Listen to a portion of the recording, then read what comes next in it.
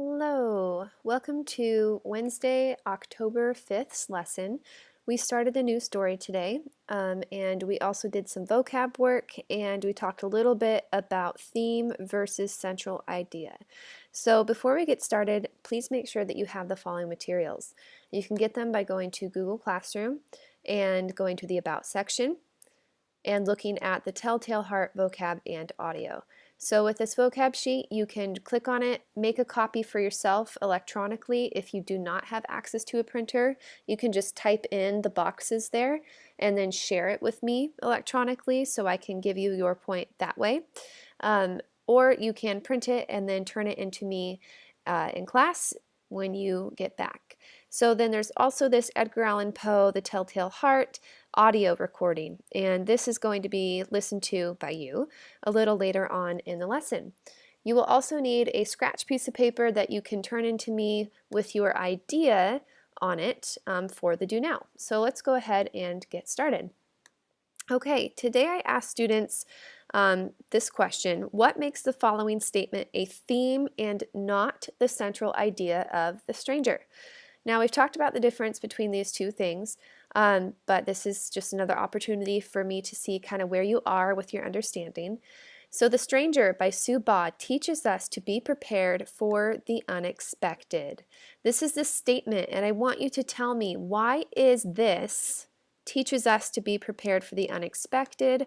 Why is that a theme and not a central idea?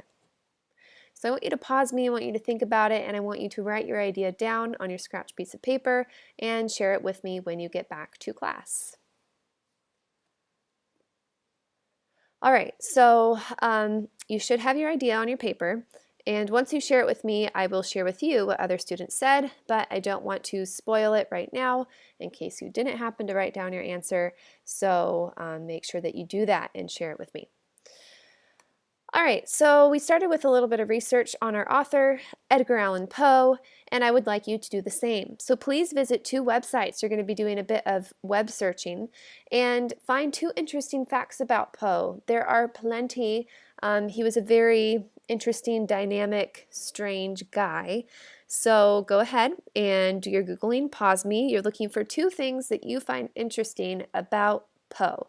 And of course, you could share them with your parents, share them with your brother, sister, grandma, grandpa, dog, talk to yourself, or share them with me when you get back. All right, I hope that you found out some interesting things about Edgar Allan Poe. Some things that we learned in class today, and I'm just going to name a couple things that students threw out about Poe, was first of all, he died at 40, which is a pretty young age these days to die. We do know that he abused alcohol pretty regularly. He was found in a gutter, found dead in a gutter, and his cause of death is unknown, even though there are some speculations. Poe went through some pretty dark times in his life, which led to his dark, suspenseful kind of horror writing. And he actually grew up in a foster home, and his parents died when he was very young. So someone also said that he enlisted in the Army when he was 16, and he happened to marry his 13-year-old cousin later on in his life. So, of course, marriage within the family wasn't too uncommon back in the day. Neither was it to marry someone much younger than you. Although today, to us, you all are 13 and 14, it seems crazy, and to me it is too. So that's a little bit about Edgar Allan Poe's life. There's much more. He has museums dedicated to him these days because he's a celebrated author, even though supposedly only 7 people showed up to his funeral. So not very popular when he was alive, but these days he's incredibly popular and a great example of suspense stories. So let's get on with our vocab. Our first vocab word is acute. Now, I did have a picture here, but I don't want to step on anybody's toes in terms of copyright, so I took it down. If you feel the need to Google the word acute to kind of help you understand it better, please do so. So this word shows up in our text, and acute can mean several different things. It could mean an angle less than 90 degrees, but it could also mean having above average senses or mental ability. So for example, if you have acute hearing, you can hear very well. You might say that sharks have an acute sense of smell. All right, write this down, pause me, we're going to move on. The next word is vexed. So vexed, you can change the form of the words. For example, my students vex me when they do not listen. I was very much vexed by the fact that we had no more ice cream. So there are plenty of ways to use the word vexed. It could be something very dramatic or something pretty small like running out of ice cream.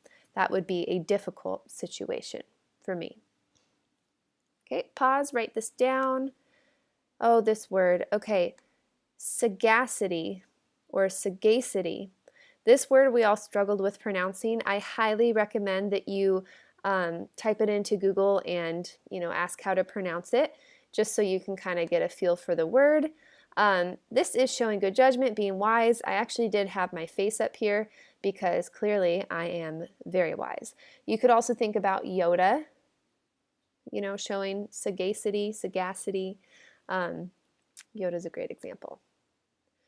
Okay, refrain. So refrain means to stop oneself from doing something. So if I had to refrain from eating the ice cream, maybe I had to refrain from eating all of the ice cream in less than 24 hours. That is a real struggle sometimes. Okay, pause, write down. Wary. So wary is when you are maybe a little bit nervous, cautious, you kind of sense that something's not right, so you hold back.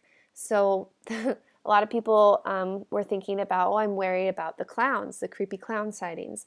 So absolutely, if you go out and you're alone, for example, you're at the bus early in the morning, be wary, be aware. You just always kind of need to show caution.